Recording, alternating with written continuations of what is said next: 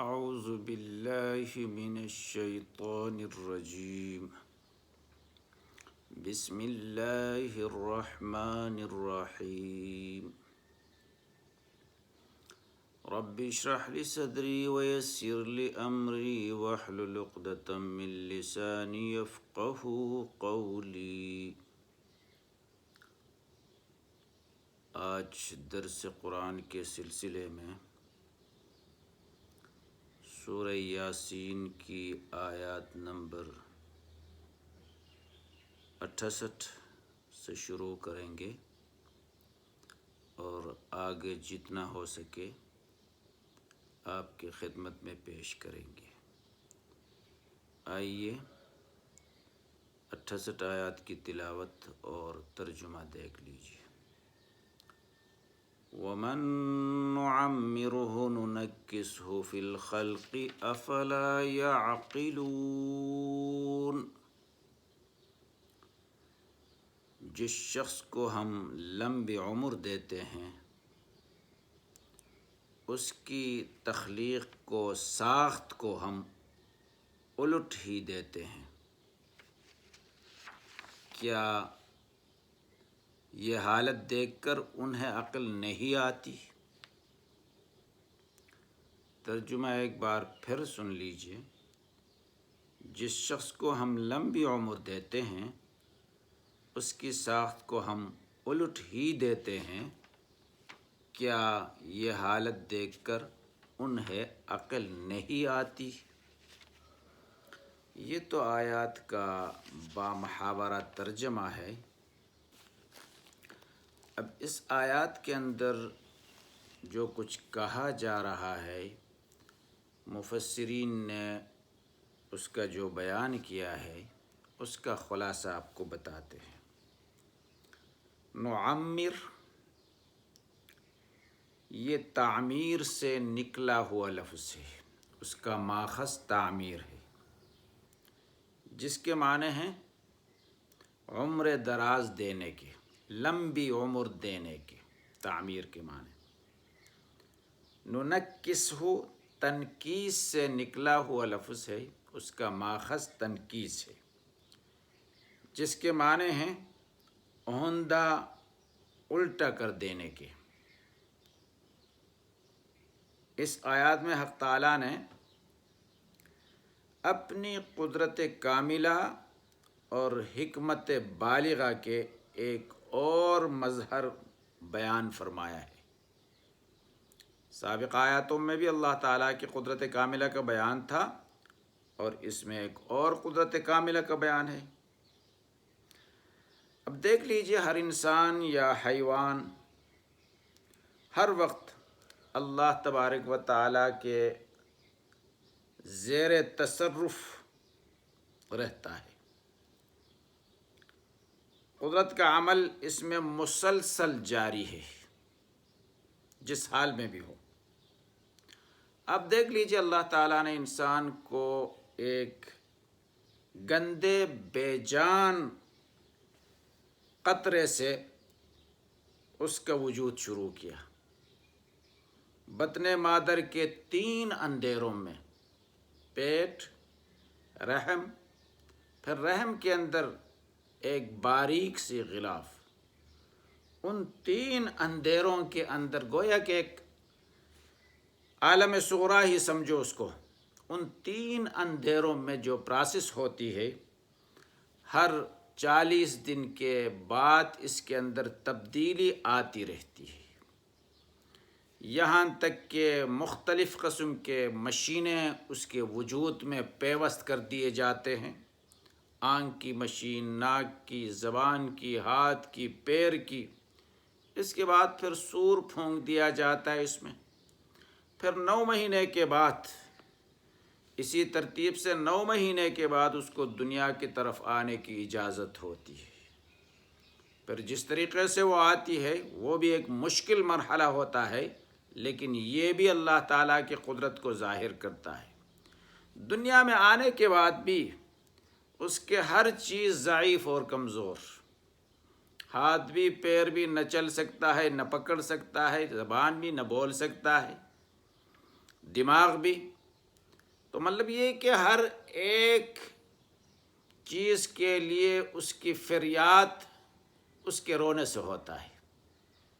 کہیں درد ہو تب بھی روئے گا، بھوک لگے تب بھی روئے گا، نیند نہ آئے تب بھی روئے گا، ٹھنڈک لگے تب بھی روئے گا، گرمی بڑھے تب بھی روئے گا. اسی ایک رونے کے ذریعے سے اپنے مسائل کو حل کرتا رہے گا.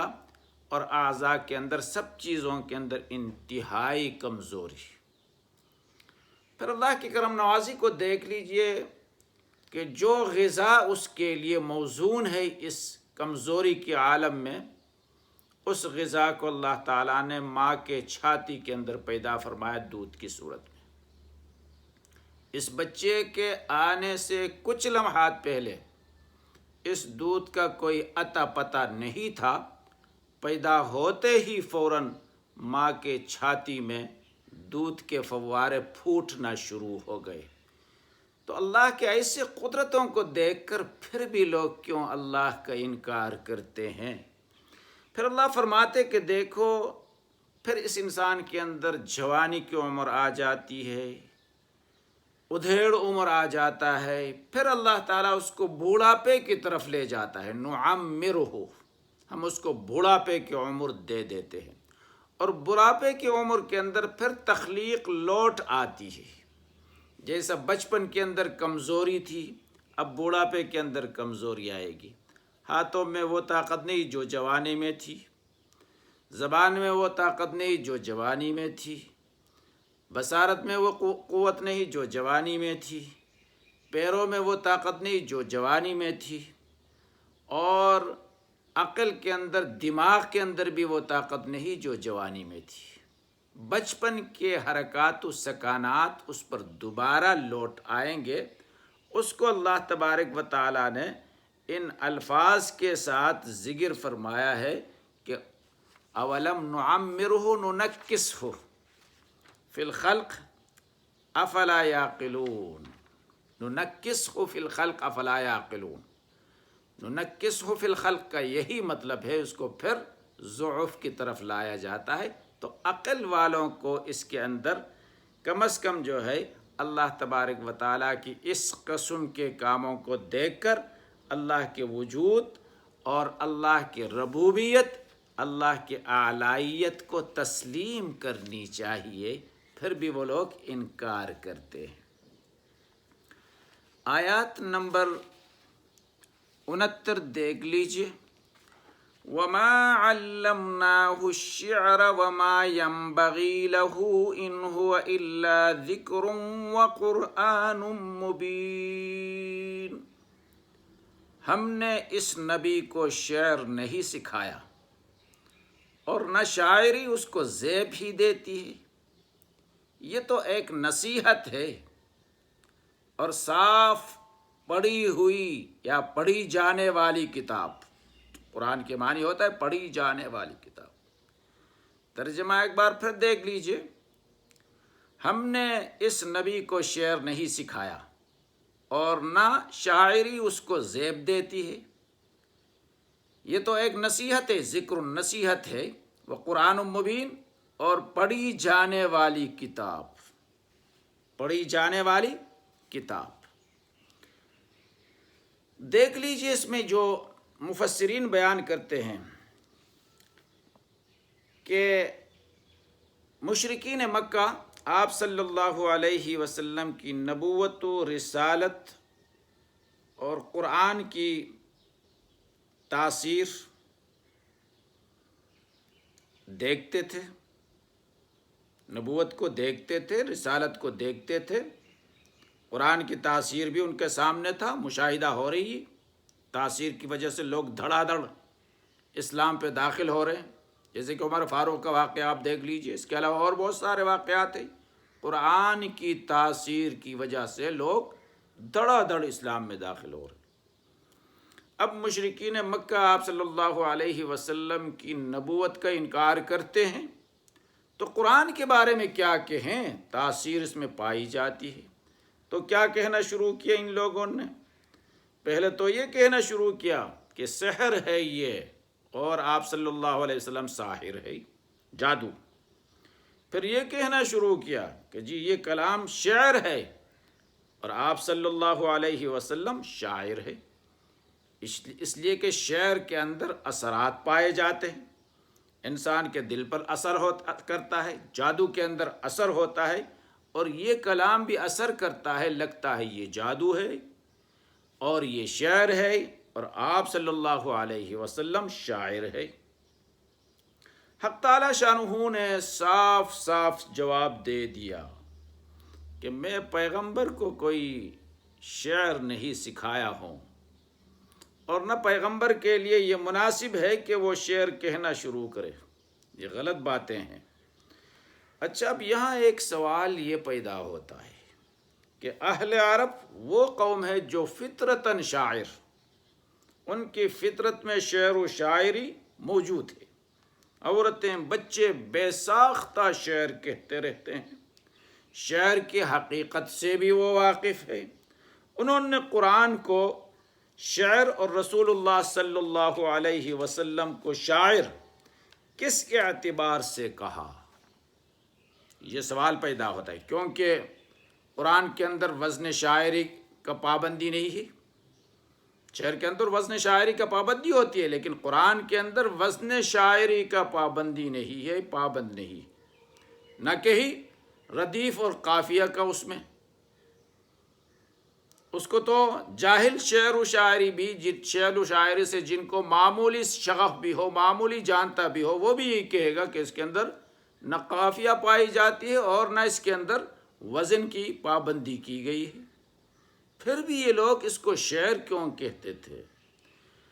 اس کے جواب مفسرین یوں دیتے ہیں، شعر کہا جاتا ہے خیالی خود ساختہ مضامین کو کہا جاتا ہے۔ شعر کا معنی خود ساختہ مضامین، چاہے وہ نظم کی صورت میں ہو یا نثر کی صورت میں ہو۔ ان کا مقصد قرآن حکیم کو شعر، حضرت صلی اللہ علیہ وسلم کو شاعر کہنے سے یہ تھا کہ آپ جو کلام لائے ہیں، جو کلام پڑھتے ہیں، وہ محض خیالی افسانے ہیں، نعوذ باللہ۔ یا پھر شعر کے معنی معروف کے اعتبار سے شاعر کہا تو اس مناسبت سے اس کو شاعر کہا کہ جس طرح نظم اور شعر خاص اثر رکھتا ہے، اس کا بھی ایسا ہی اثر ہے، لہذا قرآن شعر اور آپ شاعر۔ امام جساس نے اپنی سند سے روایت کیا ہے، احکام القرآن اس کی کتاب ہے، کہ حضرت عائشہ رضی اللہ تعالی عنہا سے کسی نے سوال کیا، اس شعر و شاعری کی نفی پر جو ہے دلیل ہے یہ، آپ صلی اللہ علیہ وسلم کے شاعر ہونے پر نفی کی دلیل اور قرآن کے شعر ہونے پر نفی کی دلیل۔ سوال کیا کہ رسول اللہ صلی اللہ علیہ وسلم کبھی کوئی شعر پڑھتے تھے زندگی میں؟ آپ نے فرمایا نہیں، البتہ ایک شعر جو طرفہ کا، ابن طرفہ کا ہے، آپ اس سے بار بار پڑھا کرتے تھے، وہ یہ کہ ستبدی لک الایام ما کنت جاہلا، ستبدی لک الایام ما کنت جاہلا ویاتیک بالاخبار من لم تزودی۔